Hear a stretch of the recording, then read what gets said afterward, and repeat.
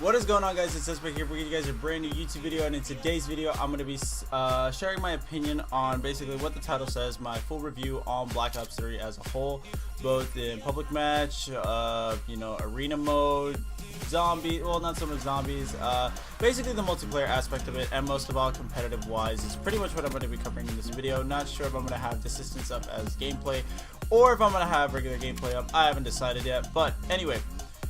So let's go ahead and get into several things. Now, one thing that easily stood out for me from Black Ops 3 compared to every other Call of Duty is that I did not enjoy public match at all. I thought it was very bland, very boring, and just the thing with like Ghosts and Advanced Warfare is like if I was waiting for a game or waiting for a tournament to start or something, for whatever reason I had to wait, I would be completely fine with going into a public match, playing a free-for-all, and just like playing the game. It was actually fun. Like Ghost and Advanced Warfare, I actually had fun playing public matches in those games.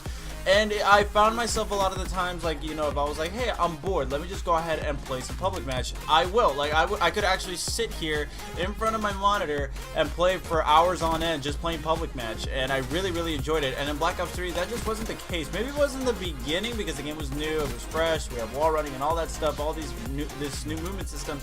But after a while, it just became bland. I didn't like it whatsoever, and just, I don't know, I thought public match was very, very bland for the most part. And also, one thing I do want to say is that this is just my honest review on the game. Not that it matters or anything, but hopefully, you know, if in case Treyarch watches it, they could take some points on it, because there are some good and some bad things that I do have to make.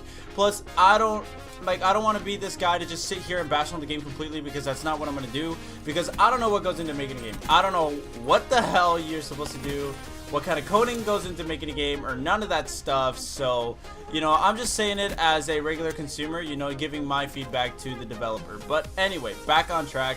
Arena mode, just, I didn't like it whatsoever. Didn't like arena. Like, just the thing with League Play, I think it was, League Play, I think it was called, from Black Ops 2. Awesome. It was fun. Like, there was an actual, like, badass ranking system and divisions, and as you went up higher into a division, you would face more tougher opponents and everything, or tougher opponents, excuse me. And I don't know, man, arena just didn't pull through on this one. I really didn't like the way it played out, and it really sucked in my opinion, but that's just me. Now, let's get into the topic that I've been wanting to talk about, and that is the competitive aspect of the game.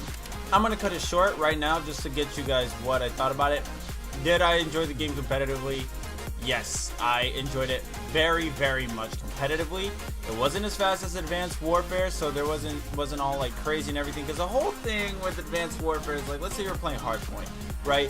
The whole point of Hardpoint is your anchor to hold down spawns, someone to help him, and then the rest of the two play hill, or however it is you play. Basically, supposed to hold down the hill when your gun fights and go from there. The thing with Advanced Warfare is that if you died, you could easily just overclock, boost dash all the way back into the hardpoint within seconds, and it doesn't really matter. So, like, I felt like kills were more important in this game, as I guess you could say. And, you know, you could get really creative with the wall running and the movement system and all that stuff. It was awesome. I really, really liked it. The edge slide, I'm really glad they didn't take out the edge slide. I thought that was very awesome in my opinion. Like, the G slide is one thing, you know, we all got used to it. You know, like, it was gone and it was gone. But the edge slide, I'm actually very glad they never took that out. That was really, really cool.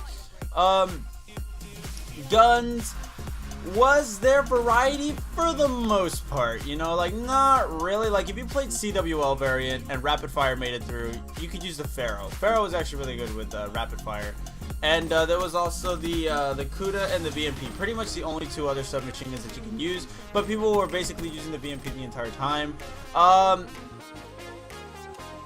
End of the game, they were starting to come out more, because it was just the M8 and occasionally the Man of Warp. The Shiva was always there, but it was kind of like a D-bag thing. I think it was like a gentleman's agreement amongst a lot of players that they weren't going to use it. But, you know, you still had the Shiva, HVK,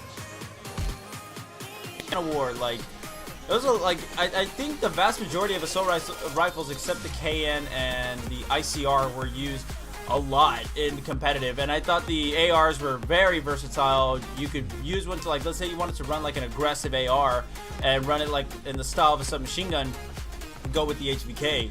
You know, if the M8 was banned, go with the XR2. If the XR2 is banned, like, screw it, everyone uses the M8. If you want something that's hard hitting, accurate, you know, use the Man of War. And it was just like, I don't know, man, like, I thought the ARs were very versatile for the most part. I did not think that the submachine guns were too versatile. Snipers, there's always going to be that one dominant sniper, so I don't care too much about it. But for the most part, the developer support for this game was insane. It was so good with how much people were listening to the community in terms of the Vesper.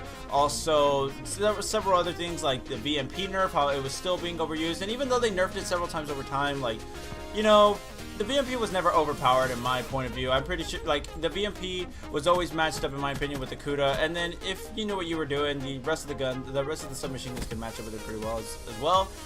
And, you know, the amount of tournaments that were for this game and everything, the way wages played out and everything, it was a really fun competitive game. Search and Destroy in this game was really fun.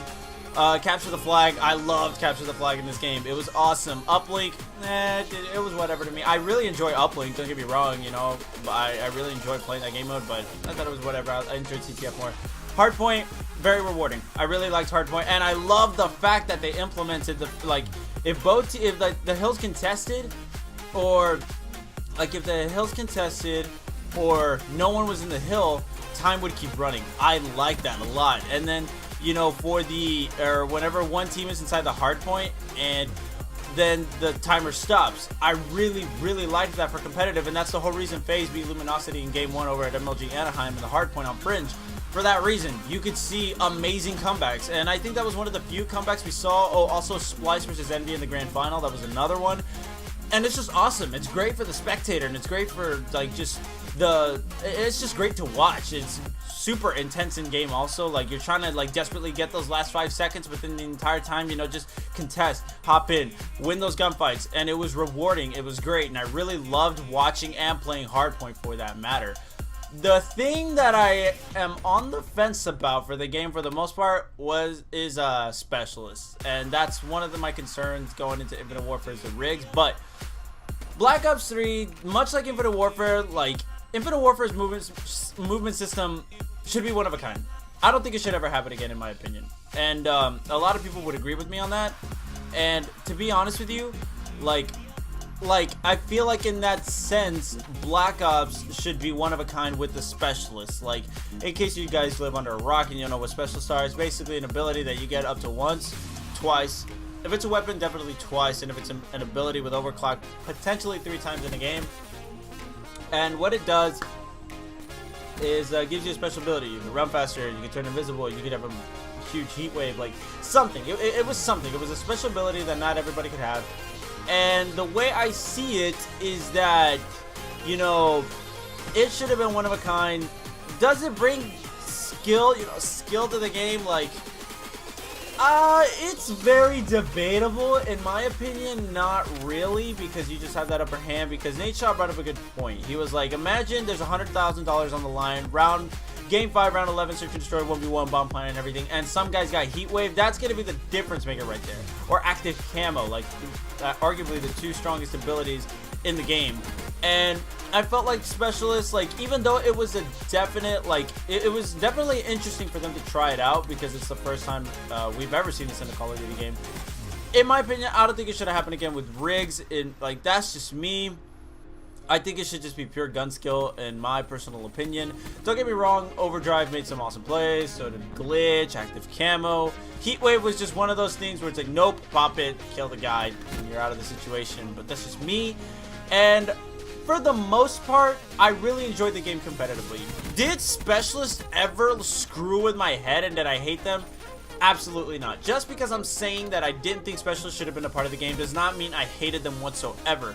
I just felt like, you know, it's interesting that they tried it out. It really is, and it did make the game, it did spice up the game a little bit more, or the franchise a little bit more. But I think that should have been, Black Ops 2 should be the only game with specialists. And the fact that rigs are going into Infinite Warfare, kind of iffy about it, to be honest. So that's basically what I have to say, you guys. Developer support was awesome. You know, the way the COD World League ran was pretty good for the most part. The only thing I would change is please give us more lands, please. Even though not a lot of people can go to them like myself, it's always super fun to watch. I love watching competitive Call of Duty. The league did a really good job with showcasing the matches online. That was really good of them. But I really think that, you know, they should have had more lands, man. There just wasn't enough compared to what, like, you could probably get the amount of lands that they had this year, multiply them by 2, and you still wouldn't have the amount that there was in Advanced Warfare or in Ghost. There was a lot. There was a lot in those games, and I think that they should really implement that again, which I think, of course, is going to be the case in Infinite Warfare this time around, which I think is really, really cool. So yeah, guys, that's all I have to say. Thank you guys so much for watching the video. In case you guys did, make sure you leave a like, subscribe if you haven't already. I'm kind of sick, so yeah, we'll see how that turns out. But yeah, I'll see you guys later.